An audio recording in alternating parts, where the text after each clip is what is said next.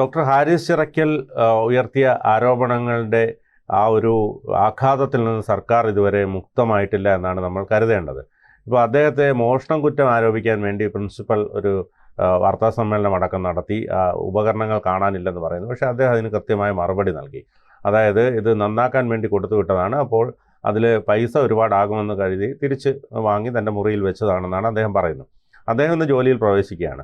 നമ്മൾ നമ്പർ 1 ആയി നിൽക്കുന്ന സമയത്ത് അതിനെ താഴെ അടിച്ച് താഴ്ത്തിടുന്നതിന് വേണ്ടിയിട്ട് നടത്തിയ പ്രസ്താവന കൂടിയായിട്ട്, എന്ന് വെച്ചാൽ ഗവൺമെൻറ്റിനെ പരിഹസിക്കുന്ന പ്രസ്താവനയാണത് എന്നാണ് പിണറായി വിജയൻ പറഞ്ഞത്. ഇപ്പോൾ പിണറായി വിജയൻ്റെ ആ വായന പിന്തുടർന്നതാണ് ആരോഗ്യമന്ത്രി ചെയ്തത്. ഒരു ചെവിവട്ടം അത് കേൾക്കുന്നതിന് വേണ്ടിയിട്ട് അവർ എടുത്തു വെച്ചിരുന്നെങ്കിൽ എനിക്ക് തോന്നുന്നത് ഇത്തരം ഗുരുതരമായിട്ടുള്ള പ്രശ്നങ്ങളിലേക്കും ഇത്തരം വലിയ നാറ്റത്തിലേക്കും ആരോഗ്യവകുപ്പിൻ്റെ മന്ത്രിയും പോകില്ലായിരുന്നു എന്നുള്ളതാണ്.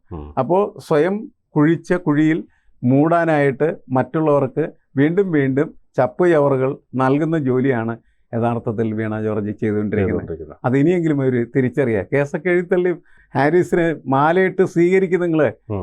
ഇങ്ങനത്തെ ഡോക്ടർമാരാണ് നമുക്ക് കേരളത്തിന് വേണ്ടത്, ഇവരാണ് നമ്മളുടെ ആത്മാവ്, ഇവരാണ് യഥാർത്ഥത്തിൽ നമ്മളെ മുന്നോട്ട് നയിക്കുന്ന ശക്തിയും ഊർജവും എന്ന് പ്രഖ്യാപിച്ച് ഇതിൽ നിന്നൊക്കെ എങ്ങനെയും തടിയൂരി പോട്ടെ നമ്മുടെ വീണ ജോർജ്.